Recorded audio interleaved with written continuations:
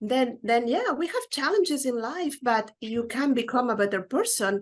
And if you love yourself, you start like trusting the universe and knowing that this universe is not this ugly place that everybody is talking about. Mm-hmm. It is also a wonderful place. And the more love you have for yourself, the more love you can offer others and the planet Earth. And then if everyone does this, you just imagine like 1% of more love every day.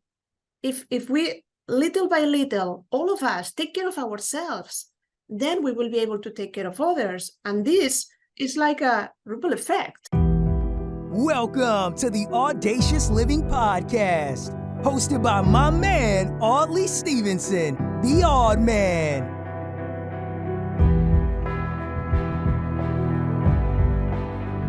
Welcome to the Audacious Living Podcast, where we empower and inspire our listeners to live their best audacious lives ever. I'm absolutely thrilled to have you join us today as we dive into topics that will help you unleash your fullest potential and embrace audacity in all aspects of your life. Now, on today's episode, we'll be diving into the topic of self-love. Now, when you think about cultivating self-love, it's akin to building a relationship with ourselves. Just as friendships require trust, respect, and communication, individuals can deepen their relationship with themselves by treating themselves with kindness, understanding, and empathy. Judith Costa joins us on today's episode of the podcast, and she's a love coach and self-discovery expert who helps individuals develop a deeper relationship with themselves and cultivate that self-love I was just talking about. Her insights and wisdom are invaluable in our quest to live audaciously and authentically. So without any further ado, here's my conversation with Judith.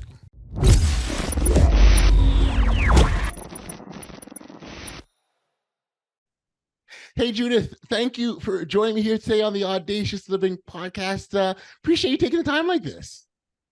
Oh, thank you so much. It's such a pleasure to be here with you today, sharing this time. Well, I very much I'm always appreciative of individuals wanting to spend time like this. There's so much wonderful topics and discussions that we have here, and so I'm just appreciative of people taking the time, and I want to and I thank you for doing so today. We'll spend some time talking today about love and really loving yourself. You are defined as a love coach, if you will, and you certainly help individuals essentially get to know themselves better and fall in love with themselves all over again.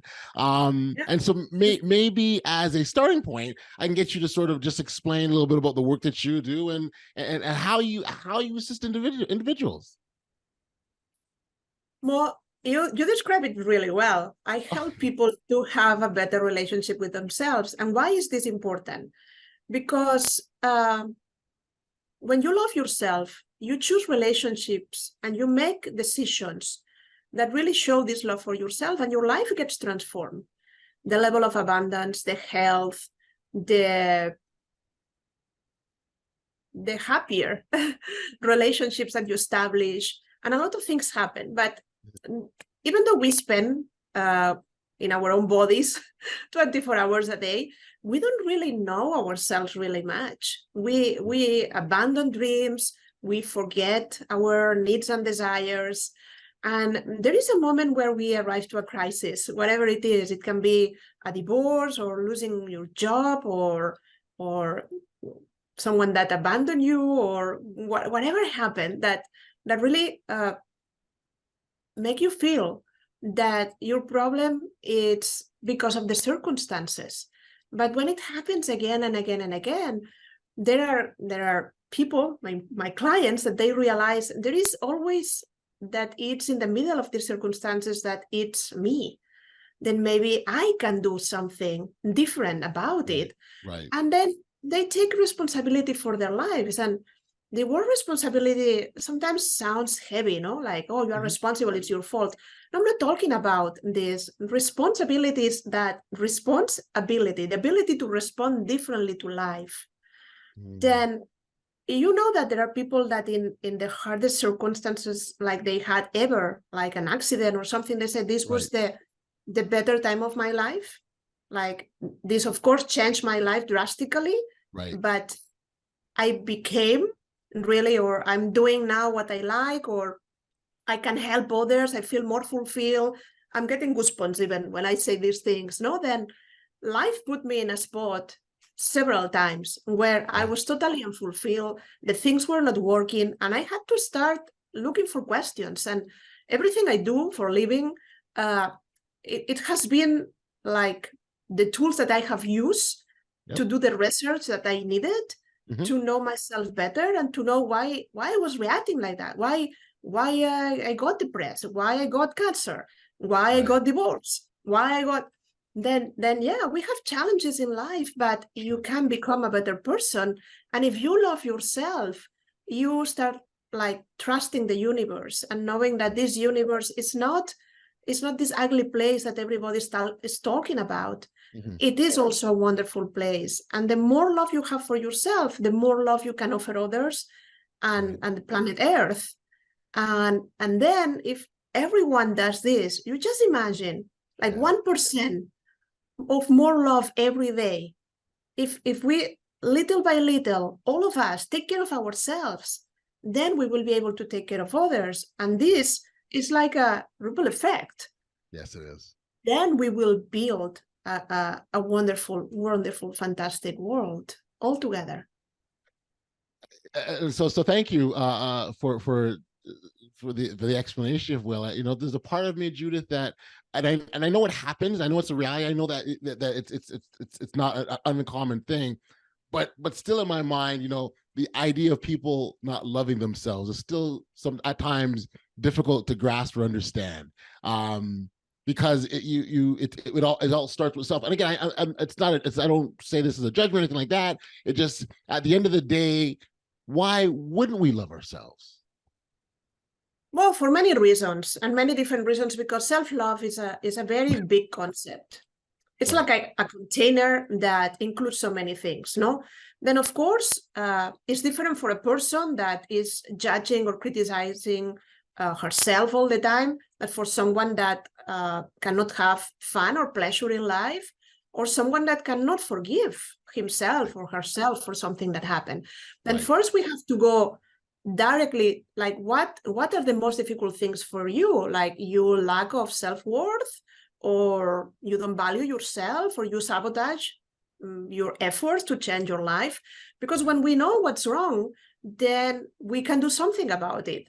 But if we just say, oh, I have problems in life and I don't know what it is, then, for example, there is a common idea in life that in order to achieve something, you have to work hard. And if you don't get it, work harder.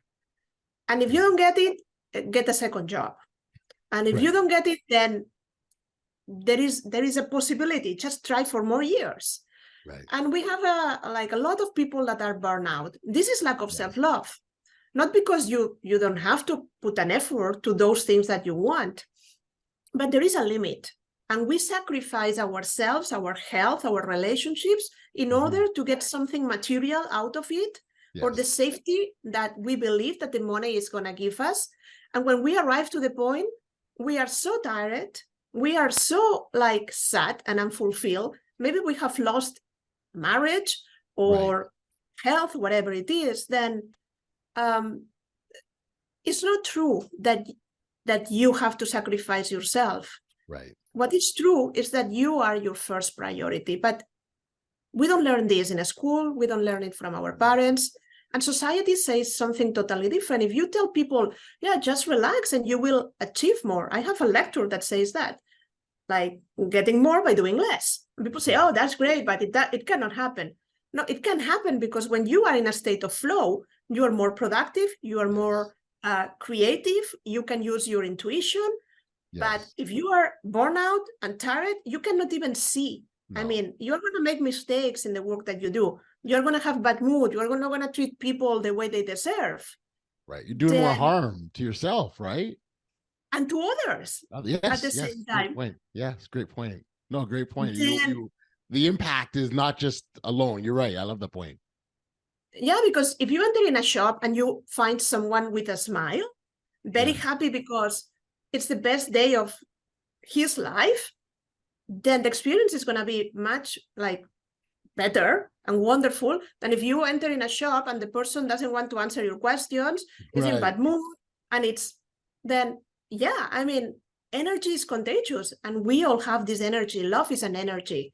It's a decision that you make every day when you get up in the morning. It's not a passive feeling.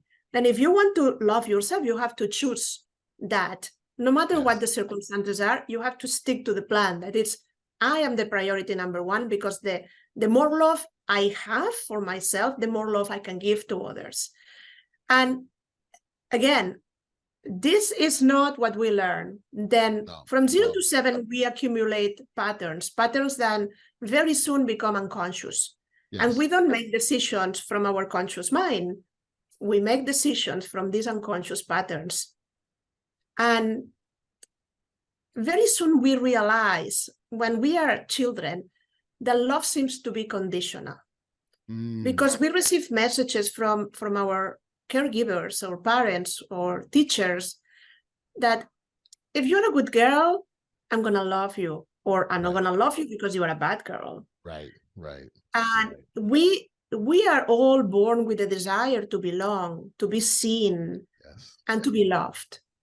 And in order to get the love that we want, we start changing and trying to fit in and trying to sacrifice for others because we believe that this is what they want. Right. And if nobody stops you, if you don't listen to these messages, you start pleasing others. Right. And start like abandoning yourself in relationships. That's and you do whatever your boss says because it's what it has to be done. Right. And you postpone your happiness. I was going to say the dreaded people pleaser, right? When you get into that people pleasing business and everyone else becomes first before my own happiness, my own self-care, that's a slippery slope. And I also do like the way that you made that connection between happiness and self-love. I think people would not necessarily connect them right away, but they are very much interconnected. Yeah, one brings the other.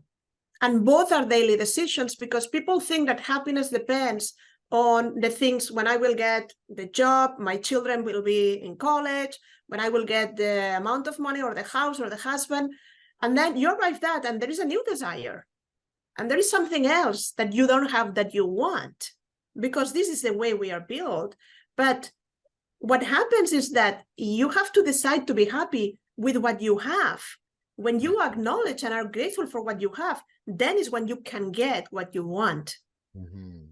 And there is a lot of unhappy people around saying, I don't have this, I lack that. Then they only focus on what they don't want, and what they get, more of what they don't want. What you focus on expands, right? It just gets bigger and bigger. And so the thing you don't want. Yeah, and also it makes you unhappy. It does. Then we forget to appreciate the little moments. The important things in life, they don't have a price. Look at the sky, or at the waves, or a plant that is growing a new leaf. Look at the smile of a child, even if it's not yours. And your pet. And appreciate sipping a good wine or a home-cooked meal, but not because it's there every day. It's because every meal is special. Every breath you take is a new life that you start. And I think if you have that type of appreciation, the way you view things, then again that appreciation expands, and as things happen, you're like, oh, this is a beautiful moment. Oh, this instance of my partner is fantastic, or my children, or I really love my job, or whatever. It does. So we talk about things expand, that now expands, right? And so that's what I'm hearing when you say that. The thing that when we talk about self-love, that I think is a really important piece around this, and so I think off the top we touched on the idea of knowing yourself, right? So if you know who you are, you know what you like, you know what excites you, you know what motivates you, you know what brings you joy, you can give yourself those things, right? Like that's really what knowing yourself is all about, isn't it? Yeah, exactly. Because if you don't live life in your own terms, and you are just like doing the role that you have, no? You are a good mother, then you do whatever a good mother has to do. You're a good employee, or a good CEO or a good whatever it is. But you don't really connect authentically with who you are. There is a moment where your soul or your higher self, whatever you want to call it, it's going to complain. Yeah. And I know because I did it. And I did it very well. And from outside, I had a perfect life. I mean, don't misunderstand me. I have a big house, perfect husband, well, very good brackets, but you understand, like handsome guy, money, I have a job. I was living in a wonderful country like Spain. Then everybody said, I don't understand why you complain, why you are unhappy. Then, but the real reason was that I didn't love myself. I was living a life that wasn't mine. Gotcha. And that's the reason why I ended up becoming a coach, changing careers, and living in the US and getting married again.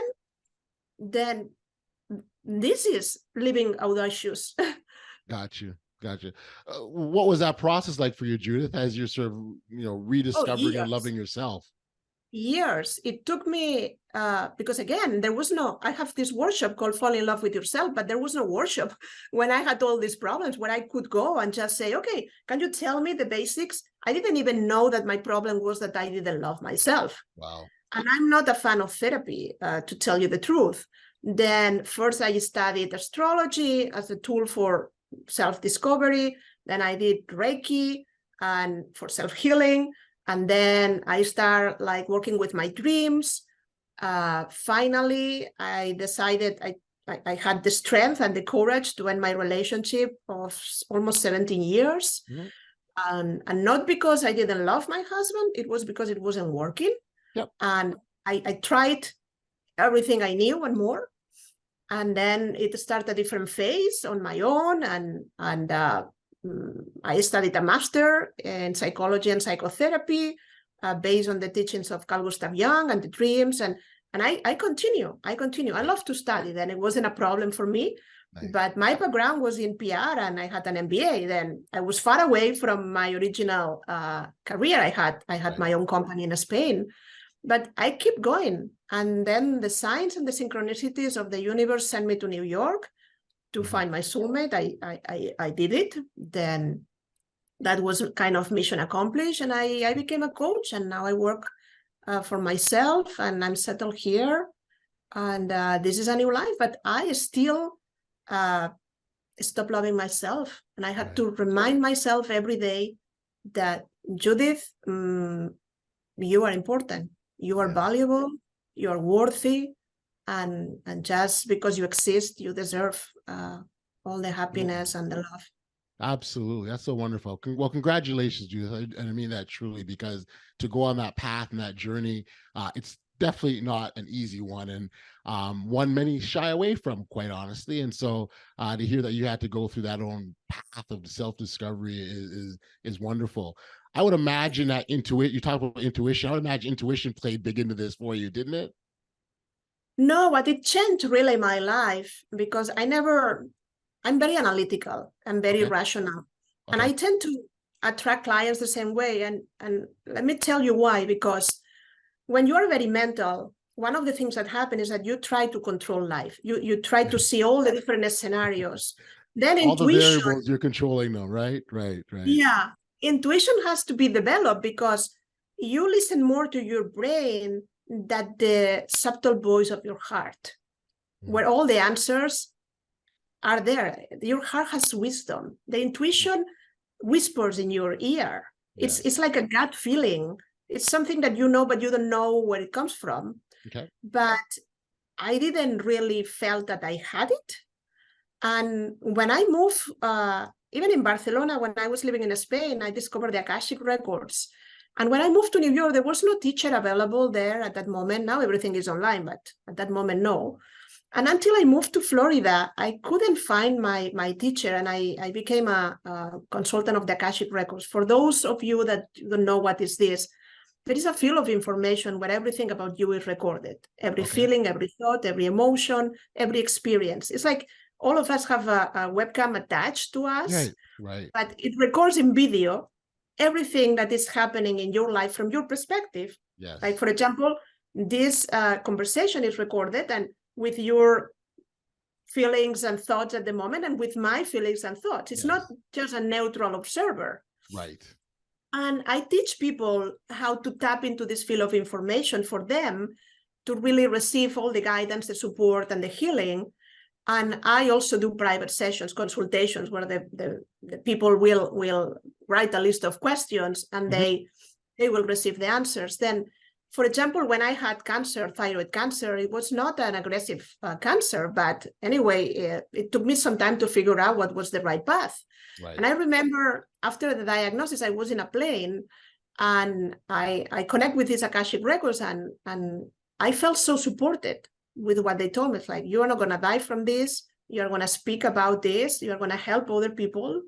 And this is important. This is an important experience in your life, but don't suffer. This is going to be resolved. And you know, when you really receive something that resonates in your heart, that you can trust, then in many occasions, since I learned how to connect with the Akashic records, I felt this way. Then that's much bigger than intuition. That's like having an oracle open for you 24/7. Yeah. And these beings that are emissaries of the divine and pure unconditional love, that they don't judge you, then I learned a lot of self-love from them. Like, there is no pressure to perform here on earth. It's all of this is self-pressure. We want more, we want better, we want to do it, we want faster. And what now? Yeah, and I listen in the private sessions. They say people like, kind of take it easy, relax, focus on this, focus on that. This is a solution. This is the action plan. And that gives me a lot of, it makes me happy, like to realize that there is another way of living, and life is less complicated than we think it is. Yeah, no, you're absolutely right. And I think when you sort of think about all the, like all that's being captured that we have already, and that's why oftentimes you hear, that the answers are within, right? The answers, all of our answers are absolutely within, and we have them. And instead of looking outside of ourselves, we should start with the inside, right? Yeah, and that's the reason why I became a coach, even though I had a master in psychology and I could end up as a therapist. But as a coach, I help my clients to find out the answers that are already within themselves, as you said. And this is exactly what I want, because I believe that when you figure out something for yourself, it's valuable. Yes. But when someone sits in front of you in a couch and say, "Oh, tell me what I have to do," then again, you are not taking responsibility for your life. You're not owning it. You don't own it. It's not yours. Exactly. Then first your parents told you, then your husband told you, and then your children told you, and then the therapist told you. And then when are you going to decide what you want to do with your life? You. Yes. It's your life. Yes. Fantastic question. It is. You're absolutely right. And I do like the point around taking ownership of it. If you're the one that says, "Hey, I can do this," as a coach, and as a coach myself, I know you work with clients to bring things out of individuals. And oftentimes it's the outside perspective kind of just guiding the conversation. But at the end of the day, the answers are within. Yeah. They are within. I do. I want to go back to sort of the earlier comments when we talked about self-love, and you referred to it as a container that holds all sorts of things. And I think one of those things in that container is a powerful one: forgiveness. The ability to have grace on yourself, exercise patience, forgive, love yourself. These are all important aspects and elements and steps in the process of self-love. I wonder if you could touch on just the importance of forgiveness for a moment. Yeah, for me, it's one of the key elements. In the workshop, the first question that I ask the participants is that, what is for you the most difficult aspect in terms of self-love? And forgiveness, it's one of the big ones. And the reason why we don't forgive is because we associate sometimes cultural or religious beliefs, that if I say that I forgive, I'm condoning the facts that happen, or I'm just letting it go totally then I have a different approach to forgiveness from the perspective of the Akashic records. When I receive an explanation about this, is forgiveness is an act of self-love because it's what sets you free. Then if you really want to move forward with your life, forget the other 50%. Like you had an argument with someone, the other person will have to take care of the other 50%. But you start by forgiving yourself and others because you don't want to be attached to that problem, issue, or bad relationship. You deserve to be able to continue with your life. And then it's like, we hate that event, but if we don't cut the cord, we continue living and reliving and living it again. Then exactly the things that we don't want, we have to learn how to let go. Then if you don't like the concept forgiveness, like the word is heavy for you, just it's equal to releasing, letting it go. Then when something happens, don't wait for 5 years to have a conversation. Just release it in the moment. Process what happened, feel the emotions. If there is sadness, if there is anger, but allow the emotions to tell you the message and let them go. Yep. They knock at your door, you open the door, talk to them, let them go. That's it. That's what an emotion is energy motion. Right. The emotion wants to leave you, but if you say, no, you are going to sit in my sofa and you're going to stay here. You sadness, you are going to be here for 2 years. Then sadness say, okay, I'm going to be here. Then forgiveness is really the most beautiful gift that you can offer to yourself. And there are many techniques, but you don't really need a lot of techniques, and we don't have time to explain all of them, but it's a conscious act. Yes. You don't need anyone or anything in order to forgive right here, right now, for everything. Yes. It's an act of grace. You ask and you will receive it. That's it. The part I love about forgiveness is it just opens up the way for so many things. So let's just use an example where, you made a mistake, right? And some people will beat themselves up, they'll demonize themselves, or I'm so terrible, and they'll, right? But when you forgive yourself and so you let those emotions come in and go out the back door as opposed to staying on your sofa, when you forgive yourself, it actually allows all sorts of wonderful things to open up, like maybe learning a lesson, right? Learning how to exercise patience, not only with yourself, but now others. That's a new skill that you develop. So it just seems to me that forgiveness, it just opens up a pathway for so many wonderful things. It is totally true. And the problem is, like, we live in a society that it seems that we have to be perfect. A lot of people with whom I work, we have, me too, the idea of this perfection. Then I'm going to be loved when I am perfect. Then if there is nothing, I don't have any flaw, then for sure people will love me. And we compare ourselves with others. Right. And then we are so hard on ourselves. Something happened. It's so easy to love yourself when everything is going well in your life, no? Yes. Sure. You don't have to make any effort. Everything is great. But what happened when you really feel, as you said, that you made a mistake? Then there is a very easy way to behave. That it's treat yourself the way you will treat your best friend. Then if you go to an interview and you didn't answer properly, and you think that you didn't sell yourself well, and you have a bad day, you have headache, whatever it is, it didn't go well. Right. Instead of punishing yourself, as you say, you have to be kind and compassionate and patient. But think if it will be your friend with whom you are having the conversation. What are you going to tell your friend at this time?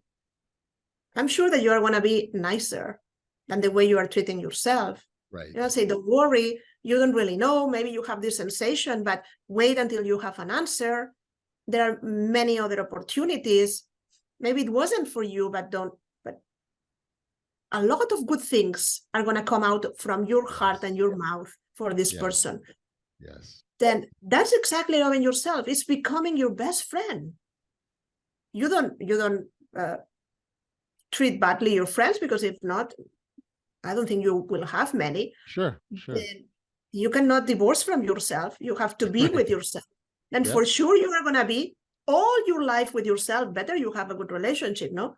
Sure. Sure. It's funny as we talk about this forgiveness, I'm reminded of a story I heard, a little illustration, and bear with me. I'll tell you the story. It was a little boy and his sister went to go visit their grandmother's house, and the little boy had a slingshot, and he was playing in the backyard with his slingshot. And there was the grandmother was a kind of farm area, so she had some ducks in the backyard, and so he was playing with the slingshot, and he hit the duck, and he killed the duck. And right away he got all panicked, and he went over and he was looking around to see if anyone saw him, and he quickly buried the duck and he put it underground because he wanted to hide it. He didn't want anyone to know. What he didn't realize that his sister saw him, and his sister came to him and said, "Oh, I saw what you did. I'm gonna tell grandma." And he said, "Oh, no, you can't. So the sister was like, "Okay, well, I won't tell her, but you've got to wash the dishes tonight." And he said, "Okay, that's fine." And they went, they had dinner, and he's getting up from the dinner table, and the sister said, "It's your turn to do the dishes." And he was like, oh, and he kind of paused himself, and she said, remember the duck. And in that moment, he sort of stopped and he said, "Okay, fine." And he went and did the dishes. The next day was the very same thing. Remember the duck, you got to do the dishes. And so the sister was holding this thing over him. And as it probably went on for 3 or 4 days, and finally the little boy was really upset, and he said, "You know what? I'm gonna tell grandma what I did, because I'm tired of living in this bondage. I'm tired of being held captive. I'm tired of her having this thing over me." And he went to his grandmother. He said, "Grandma, I have to tell you, the little duck, I was playing with a slingshot and I killed it and I buried it." And the grandmother said, "I was watching the whole thing from the kitchen window. I saw the whole thing. And I was wondering how long you would keep yourself in bondage. How long would you let your sister hold this over for you? Because I'm not holding it over you." So it's that guilt thing that we do to ourselves, right? Where this thing happened, and we hold on to it, and we think our whole life is designed around it. And we oftentimes forget that if you're able, so okay, again, you make a mistake, you take ownership of that mistake. There's a sense of freedom and liberation where once you're free, like, so for example, if you play this scenario through, Hattie said to his grandmother, "You know what? I'm sorry, I killed the duck. I'm very sorry." The sister would have nothing over him. There's nothing can be held over you because you've liberated yourself. And that's really what I think. Yeah. No, I totally agree. Sorry for interrupting you. Yeah. No. That's all. I'm finished. That's my story. No, then I want to add that I really believe that there are no mistakes in life, because it's very easy to look backwards and then to judge yourself. Sure. And what if instead of mistakes, we just think that they are decisions that we made with the information that we had at the moment? Mm-hmm. Great point. And that's it. Then we need to look at life in a way that we put less pressure on top of ourselves. And let me tell you that the more love that you have for yourself, really, we started with this concept, and I want to insist, because the more your life gets transformed, then if you want to feel confident and you just do it by controlling life, you're going to suffer. You're going to be in bondage all your life, trying to see what happens, because life is not controllable. You cannot do it. It's going to surprise you every moment. And you're not going to enjoy it. It's going to break your plans. Then you want real confidence. You have to trust. Right. You really have to connect with the universe and feel that you are supported and guided. And this comes from self-love. Then forgiveness is the same. You want to be able to move forward with your life, no matter what had happened. Right. You need self-love. You want to really be productive, you need to have a good level of energy and health. This is self-love. You want more abundance, you need more self-love to manifest. Then wherever you look, I have a lecture that I used to travel more before the pandemic, that is called Loving Yourself is the Solution. And I challenge the participants, say, you tell me one problem that you have, and I'll solve it in terms of self-love. I'll tell you what to do, because it's so important to love yourself. And it's the only way you can love others. Right. Because the more patient that you are with yourself, the more understanding that you are with yourself, the more compassionate, the more you are with others. Absolutely. How am I going to give you love if I don't have it? That's right. That's I'm right. going to give you something different. But at the end, because I don't have and I'm giving you, I'm going to feel resentment. Yeah. I'm going to feel that you abuse me. I'm going to feel like impatient. I'm not going to be able to hold the space for you because I cannot hold it for me Yes. first. Yes. Then that's the reason why self-love is so important. And I started my career helping people to find their soulmates. But I realized that self-love was an aspect of the workshop, of the work. Yes. And without self-love, there is no partnership. There is no true love. There is no unconditional love. There is no, it's just you are alone, I'm alone. Let's be together. Right. But that's not the relationship I want in my life. No. Particularly when, if you, and again, I think you pose a perfect question, that if you can't show yourself love, like what do you have to offer to others, really? Right. Yeah. And that's a very, very important question. I think for many, they tie love into other people, and what I can, but and their happiness is also tied into that. But it does start from within. We talked earlier about having all the answers within. Well, that starts from within as well, and it attracts those, the love you have for yourself. It attracts the right person to you. Yeah, and that's the reason why I'm very happy with the clients that I have, and I think that the universe really is the best advertising for me, because I love it. A lot of people think that if they date more, like maybe the next person is going to be the one. It's not about dating more. It's not about better clothes. It's not about showing yourself in the nicer way. It's about feeling good about yourself. Yes. Like a woman or a man that is confident, not because it has a lot of money in the bank or a social status, just because it feels good with who he or she is. It's very sexy. Yeah. It will get the relationship. It's a magnet. People will want to hang out around you because say, I don't know what he has or she has, but I feel I can be with this person. I feel good around his energy or her energy, then you're not going to have to make any effort. No. The person is going to show up in your life, but you have to build or cultivate the love for yourself first. That's right. And make it a part of you. So it's not like you're working to love yourself. You're just naturally loving yourself, right? Like if you got to create it and okay, now it's time to do this to love myself, it can't sustain itself. It's got to be a part of how you naturally operate. No, it's a life journey, I will say. Then of course you get the basics, the foundation, and your life improves. But I said, I do this for a living, and I'm still like failing between brackets from time to time. I say, okay, here you are, no? Like this is not good for you. But at least I am aware. Yes. I am mindful. Constantly I am mindful how I am treating myself. Yes. And I learned how to set up boundaries. That it's another chapter that we haven't spoken. I learned to say no when I want to say no.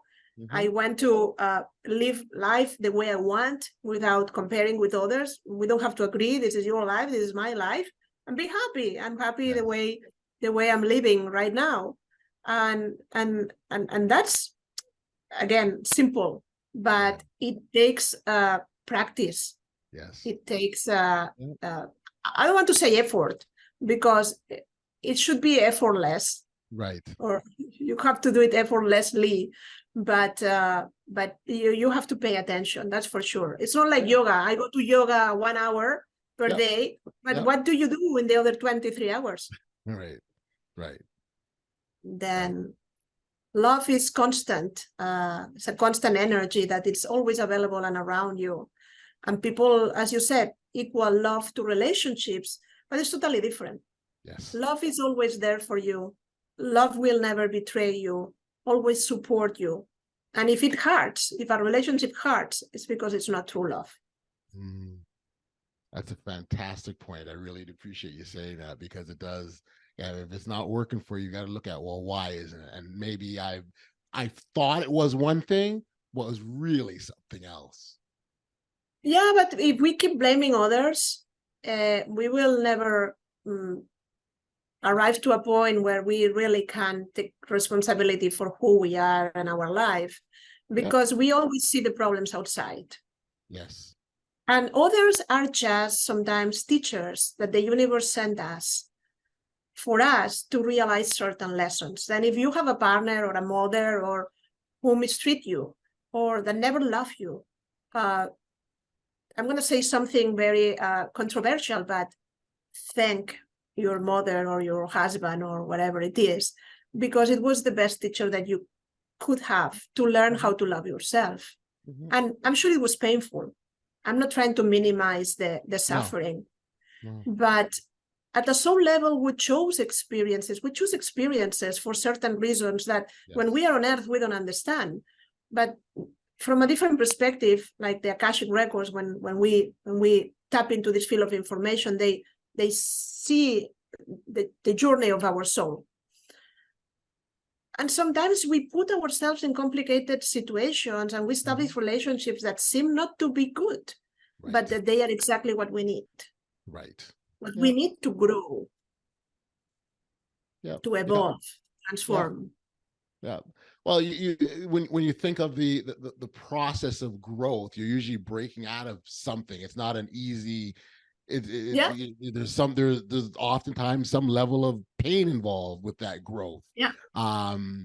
Even the concept of creating new life, a baby comes into the world. There's that break process, if you will. And so I can understand. I that point you make resonates with me, and I think it makes total sense with respects to the situation that we're going through.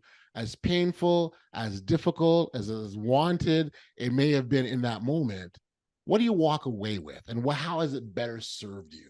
And I think those are really important questions that might not be easy to answer in the moment, right? I mean, in the moment, it's extremely difficult. The moment, I want to respect the pain and the hardships, the difficulty people are having in that moment. But when you get to the other side, you've got that bit of distance and perspective. What do you see then? And I think that's an important question. Yeah, but the other day I was, I think yesterday I was doing a session with a client and we were talking about that exact thing. No? And she was saying, no, my mother always criticized me, even in front of my partner. And then there was, enough was enough. There was a point where she said, I'm going to tell my mother no. And she did. And for the first time in her life, she said, and she apologized. But if we keep thinking that my mother is not going to change, my mother is the way it is, I have to suffer through the relationship. There is no room for change. Right. But maybe instead of waiting for the other person to change, you are the one that has to change. Yeah. Yep. And then, let me tell you, the people around you will adapt. In the path of self-love, sometimes you have to lose people because they don't want the new you. They don't want the person that really puts herself first, right? Or the man that really says, okay, this is the way I want to be, and I'm not going to continue doing this for you. And it happens the same with children. I think that conscious parents really teach their children that they love children so much, but at the same time, they have to be an example of people that don't self-sacrifice in the intent of living, that they put themselves first, because then they are happier and they can be and share this energy of love and happiness with their loved ones, especially their children. But if you don't resolve your own issues, then what happens? That, like, we are all together in this family, we make a cocktail, no? Right. And pour in the glasses of everyone. Right. Then if you really love others, love yourself a little bit more, and you will also make them happier. I love it. That's a great point. Judith, this has just been a phenomenal chat. I thank you so much for the wonderful enlightenment and the dialogue just around self-love and the things that we can do. last question I'd like to ask, because and again, why this is so in line with the podcast, because we encourage individuals to live this best audacious life that we talk about here, but I don't think that's feasible or possible if you don't have that self-love first. So that really is a springboard to all sorts of great things in our lives. And so last question I wanted to sort of ask around is, what's the starting point then? So we've got a listener out there that's hearing a conversation like, wow, this is, I never thought of it this way. And, maybe I need to consider what would the starting point for that individual be? One very easy, like after listening to this conversation, what is one thing that you can do differently tomorrow, or even this evening or this morning, wherever you are listening to this, to show yourself more love? Don't overwhelm and try to do everything at the same time. That's the reason why I tell the participants, choose the most important aspect that you want to work on. It's self-forgiveness, okay. It's stop criticizing, okay. It's stop procrastinating, whatever it is. Right. Choose one thing. And when you think that you manage, go for the second one, and then go for the third one. Because if not, it's just too much. And then you stop doing it. And depending on what is the problem, I said it's different, but there are simple tools like remember to talk to yourself with kindness. Treat yourself the way you will treat your best friend. Learn how to say no. Change the inner conversation that you have. Like you change radio station in the car, no? If you don't like rock, then you will put like classical music. Then the same, you can take your mind to the gym, and you can plan the different thoughts and release, let go of the things. Don't get attached, not to the good, not to the bad. Right. Just let go and create more room for new things, new opportunities coming into your life. Don't make yourself miserable. It's not necessary. I promise there is a different life waiting for you. And if you jump, take the leap of faith, I promise that love will support you. I love it. Oh, I love it. I love that. And even your point around how we speak to ourselves. I think it's I don't think people realize how powerful that is, and the compassion that you give yourself, but it really is. So I think, again, I appreciate you making that point there. There's no question in my mind. It's something I believe going this conversation, and I'm even more assured now that there's no question. Self-love is crucial from a foundational standpoint for living that best audacious life. So I want to thank you, Judith, for guiding us through that. For our listeners that wanted to, I really do appreciate that. And for our listeners that wanted to learn more about you or connect with you directly, where can we direct them? If you go to my website, judithmcosta.com, there is a contact form with my phone, my email. Just call me or shoot me an email, and we'll talk. We can have a free breakthrough session to find out what is the most important transformation that you want to do in your life right now. I will be so happy to help you figure out how to do it, and then we can start working together. I have many different services and tools, like private sessions and coaching and group sessions and retreats. Then it's not about in what way, it's about if we are a good fit and there for you. And I'm in all social media channels as well.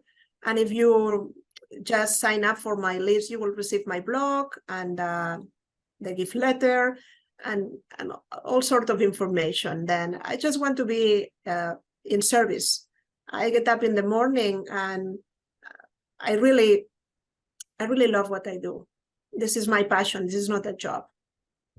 Wonderful. That's so beautiful. And then we'll make sure that all the appropriate links are captured in the show notes as well.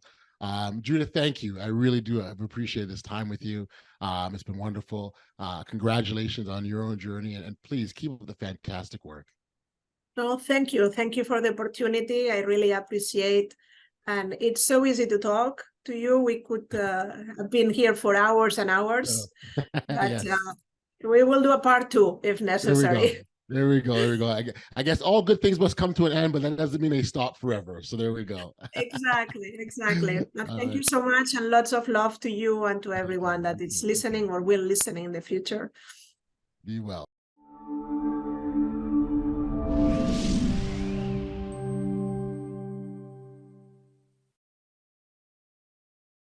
I'm back right here on the podcast, and in our chat with Judith, we explored the transformative power of self-love and forgiveness. Judith shared how self-love is the cornerstone of a fulfilling life, guiding us towards greater happiness, abundance, and a healthier relationships. She emphasized the importance of forgiving oneself and others as an act of self-love, freeing us from the burdens of the past and allowing us to move forward with grace and compassion. As we wrap up today's episode, I encourage you to reflect on the wisdom shared by Judith and consider how you can cultivate more self-love and forgiveness in your own life. Remember, audacity begins with embracing your true self and loving yourself unconditionally. Thank you for tuning in to the Audacious Living Podcast. Until next time, stay safe, be kind, show love to one another, and be audacious. You've been listening to the Audacious Living Podcast, hosted by Audley Stevenson.